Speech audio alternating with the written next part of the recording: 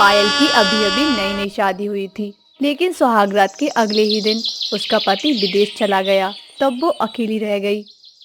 शादी से पहले मैंने कितने अच्छे सपने देख रखे थे। मैंने सोचा था विमल मुझे हनीमून पर ले जाएगा, हम लोग विदेश घूमने जाएंगे। तभी वहां पर पायल का ससुर आ गया। क्या हो गया पायल बहू? बड़ी परेशान लग रही हो। अब आप ही देखिए ना ससुर जी, हमारी नई नई शादी हुई है और विमल आज सुबह ही विदेश निकल गए। मैंने कितने सपने देखे थे। अरे बहू, यही ना कि तू विमल के साथ हनीमून पर जाएगी, पर ऐसा कुछ नहीं हुआ। यही सोच रही है ना तू? ससुर जी, मैं आपसे इस बारे में बात नहीं कर सकती। मैं जा रही हूँ, सासू माँ से इस बारे में बात करती हूँ।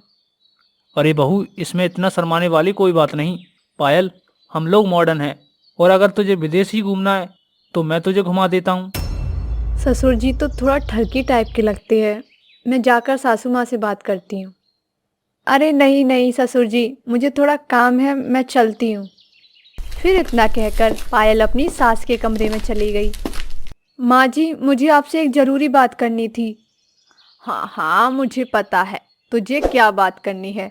यही ना कि विमल शादी होते ही बाहर चला गया। अरे हम लोग भी इसी वजह से बहुत परेशान रहते हैं। हाँ सासू माँ, आपने बिल्कुल सही कहा। विमल के बारे में तो मुझे आपसे बात करनी थी, पर लेकिन आप ससुर जी को कुछ समझाती क्यों नहीं? मुझे लगता है ससुर जी थोड़े ठरकी हो गए हैं। बहू, ये तू कैसी बातें कर रही है? तुझे जरा भी शर्म नहीं है क्या? सासू माँ, मुझे उनके बारे में बात करते हुए बहुत शर्म आ रही है, पर मैं क्या करूँ? और जब मैंने उनसे विमल की शिकायत की तो ससुर जी ने पता है क्या कहा? उन्होंने कहा कि तुम मेरे साथ चलो हनीमून पर। अरे, तो इसमें कौन सी बड़ी बात हो गई? तुझे घूमने के लिए ही तो बोल रहे थे। ये सुनकर पायल को और सदमा लग गया। तभी उसकी ननद उसके पास आ गई। अरे ननद जी, आप दिन भर कहाँ थी? कहीं नहीं भाभी, बस वो चौराहे पर खड़ी थी। मैं सोच रही थी कि कोई बॉयफ्रेंड पटा लूं, पर कोई पटा ही नहीं। छी, आप ये कैसी बातें कर रही हैं? अरे अब सब छोड़ो आप। चलिए हम दोनों मिलकर जल्दी से खाना बना लेते हैं, मुझे बहुत भूख लगी है। हे भगवान, मेरे ससुराल वालों को आखिर हो क्या गया है? सबके सब ठरकी हैं। बहू, मुझे पता है कि विमल नहीं है, इस वजह से तुझे अकेलापन महसूस हो रहा है। तू चल मेरे कमरे में। फिर ये सुनकर पायल की आंखें फटी की फटी रह गईं। अरे बहू, क्या हुआ? तुम ऐसे चौंक क्यों रही हो? अरे दरअसल वो मेरे कहने का मतलब था कि मेरे कमरे में चल। वहाँ पर तेरी सासू माँ और मेरी बेटी है। हम सब मिलकर अंताक्षरी खेलेंगे। तेरा मन बहल जाएगा। अरे नहीं ससुर जी, वो विमल का फोन आने वाला होगा तो मैं उनसे बात करूंगी। मुझे अकेले रहने दीजिए प्लीज। और ठीक है बहू, जैसा तुझे ठीक लगे। मैं जा रहा हूँ आराम करने। और हाँ, अगर तुझे कहीं घूमने का मन हो तो बता देना, मैं टिकट करा लूँगा। अच्छी तरह सोच लेना। इतना कहकर उसका ससुर चला गया। पायल ने उसी वक्त अपने भाई अजय को फोन करके अपने ससुराल बुला लिया। फिर अगली सुबह। अरे पायल, तुमने अचानक मुझे बुला क्यों लिया? कोई प्रॉब्लम है क्या? अरे, अब अपने भैया को तो अपने ससुराल वालों के ठरकपन के बारे में बता नहीं सकती। किसी बहाने मैं कुछ दिनों तक अपने भाई को यहीं रोक लेती हूँ। अरे क्या हुआ पायल? क्या सोचने लगी? कोई प्रॉब्लम है तो बता। अरे वो तेरे जीजा जी शादी के दूसरे दिन ही अमेरिका ट्रिप पर निकल गए। तब से हमारी बात ही नहीं हो पा रही। पता नहीं उन्होंने शादी क्यों की थी, और मैं बोर हो रही थी तो इसलिए तुझे बुला लिया। तभी वहां पर पायल की सास और ननंद आ गए। अरे अजय, तुम कब आए? बड़े हैंडसम लग रहे हो।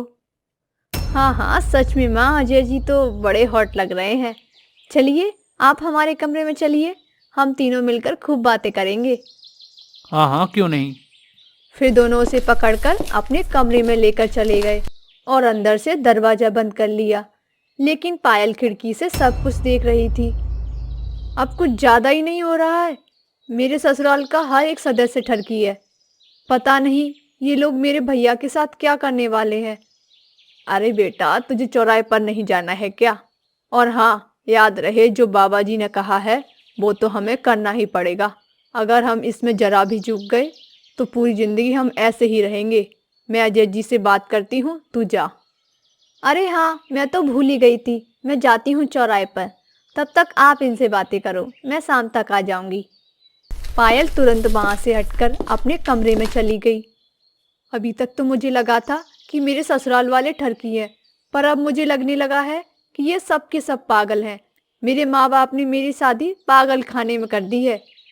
अजय बेटा, मैं हमेशा से चाहती थी कि तुम्हारे जैसा मेरा कोई बॉयफ्रेंड हो, इसीलिए मैंने इस उम्र में भी अपना फिगर मेंटेन रखा है। अब क्या मैं तुम्हें पसंद हूँ? जी, ये आप कैसी बातें कर रही हो? आप मेरी बहन की सास हो। मैं जा रहा हूँ यहाँ से। कि तभी उसका पति विमल घर आ गया। अब कहीं आप भी तो बाहर दूसरी लड़की के चक्कर में नहीं पड़े थे? पायल, ये तुम कैसी बातें कर रही हो?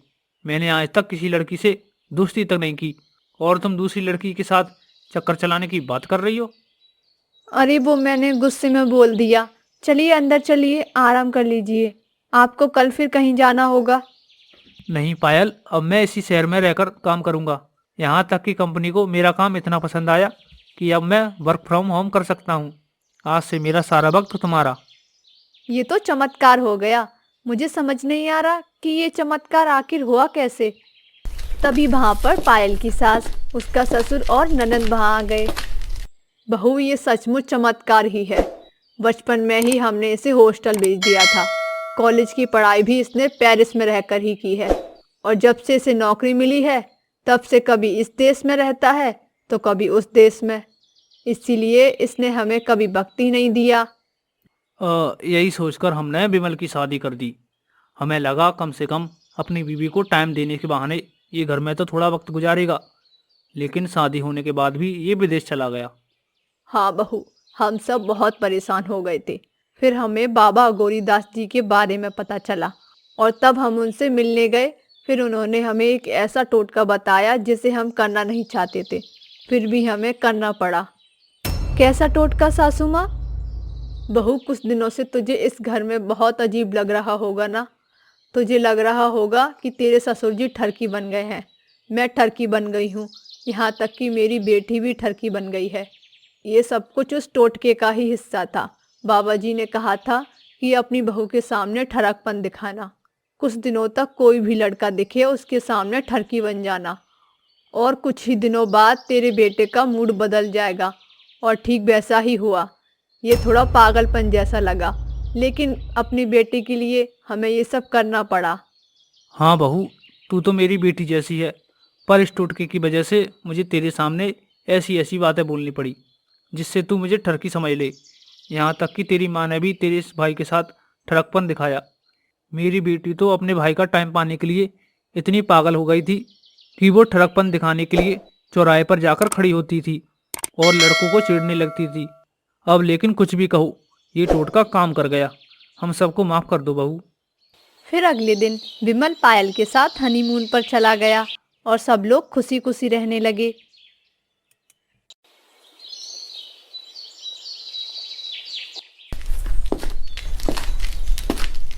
भाभी, ओ भाभी, अरे आप अभी तक तैयार नहीं हुई? जल्दी चलो, माँ बुला रही है। अगर अब की बार आपको लेकर नहीं गई तो आपका तो पता नहीं, मुझे जरूर डांट पड़ेगी।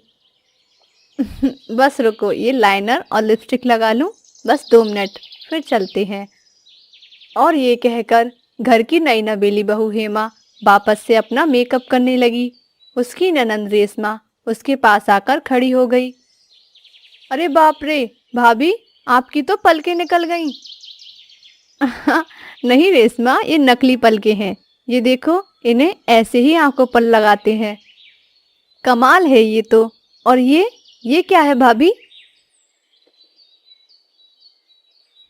ये ब्लशर और ये हाइलाइटर और ये मेकअप किट। और एक चीज़ दिखाऊं, ये देखो, ये मेरा लिपस्टिक कलेक्शन। अरे वाह भाभी, आपके पास तो कितना सारा मेकअप का सामान है। मेरे पास तो एक गुलाबी लिपस्टिक है जो मेरे बहुत जिद करने पर माँ ने दिलवाई थी, वो भी 2 साल पहले। पर ऐसा क्यों? तुम्हारी उम्र में तो लड़कियां कितना मेकअप करती हैं और कितना अच्छे से रहती हैं। हाँ भाभी, लेकिन माँ को मेकअप बिल्कुल भी पसंद नहीं। ना खुद करती है और ना ही मुझे करने देती हैं। ओहो, अब से मेकअप के लिए तुम्हें जो भी कुछ चाहिए हो तुम मुझसे ले लेना। लेकिन भाभी, उससे अच्छा ये नहीं होगा कि आप ही मेरा मेकअप कर दिया करो, क्योंकि सच बताऊं तो मुझे मेकअप करना आता ही नहीं। तो फिर चलो यहाँ बैठो, मैं आज ही तुम्हारा मेकअप करती हूँ। और इसके बाद रेशमा कुर्सी पर बैठ गई और हेमा भी बड़े मन से उसका मेकअप करने लगी। लेकिन इस सब में ये दोनों भूल ही गईं कि बाहर उनकी सास उनका इंतज़ार कर रही थी। जब काफ़ी देर तक रेशमा हेमा को लेकर बाहर नहीं आई तो रेशमा की माँ सुनीता खुद हेमा के कमरे में आई और ये सब देखकर उसको बहुत गुस्सा आया। रेशमा, तुझे किस लिए भेजा था यहाँ? ये लीपा पोती करवाने के लिए? वो माँ वो मैं बस थोड़ा सा, मतलब बस ऐसे ही। माँ जी, आप रेशमा पर नाराज मत होइए, इसे मैंने ही रोक लिया था। शायद आपने इसे ध्यान से नहीं देखा। ये देखिए ना, सिर्फ हल्के से मेकअप में ही कितनी सुंदर लग रही है। सुंदर एक नंबर की भूतनी लग रही है, बिल्कुल तेरी तरह। ए रेशमा, अब जा, सबसे पहले मुंह धोकर आ और फिर सबको चाय नाश्ता दे। अपनी माँ की फटकार सुनकर रेशमा डर गई और चुपचाप मुंह धोने के लिए चली गई। उसके वहां से जाते ही सुनीता ने हेमा से कहा, ए बहू, खबरदार, जो आइंदा मेरी बेटी को अपने जैसा बनाने की कोशिश की तो। क्यों माँ जी, भला मेरे जैसा बनने में क्या बुराई है? कोई एक बुराई हो तो बताऊं भी। घर के सारे कामकाज छोड़कर ये लाली लिपस्टिक लगाने में लगी रहेगी, तब तो बस गई तेरी गृहस्थी। तुम्हारा क्या है, बड़े बाप की बेटी हो, जितना चाहे उतना खर्च करती हो। लेकिन हमारे घर की लड़कियों को हमने हमेशा यही सिखाया है कि जितनी चादर हो उतने ही पांव पसारने चाहिए। लेकिन माँ जी वो। बस, मुझे तुमसे और बहस करने का शौक नहीं है। बाहर सभी घंटे भर से इंतजार कर रही हैं। अगर फुर्सत मिल जाए तो दिखाना उन्हें भी अपना ये रंग बिरंगा मुंह, वरना तो कुछ देर में वो वापस ही चले जाएंगे। और ये कहकर सुनीता वहां से चली गई और उसके पीछे पीछे हेमा भी घर के बाहर आ गई। सुनीता के दो बच्चे थे, बड़ा बेटा धीरज और छोटी बेटी रेशमा। धीरज और हेमा एक ही कॉलेज में पढ़ते थे और वहीं से उन दोनों में प्यार हुआ और फिर शादी का फैसला दोनों ने एक साथ किया। सुनीता हमेशा से इस रिश्ते के खिलाफ थी, क्योंकि उसे लगता था कि अमीर घर की लड़की उसकी छोटी सी गृहस्थी को संभाल नहीं सकती और ना ही धीरज उसके खर्चे को उठा पाएगा। लेकिन दूसरी तरफ हेमा की सोच इससे बहुत ही अलग थी।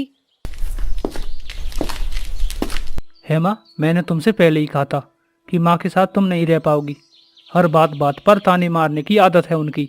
और तुमने देखा नहीं बेचारी रेशमा को वो कैसे डरा धमका कर रखती हैं। तुम मेरी मानो तो।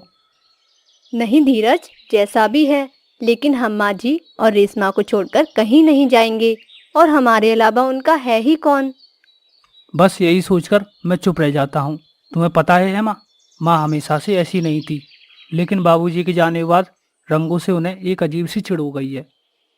कोई बात नहीं धीरज, मैं समझती हूँ और मुझे माँ जी की किसी भी बात का बुरा नहीं लगा।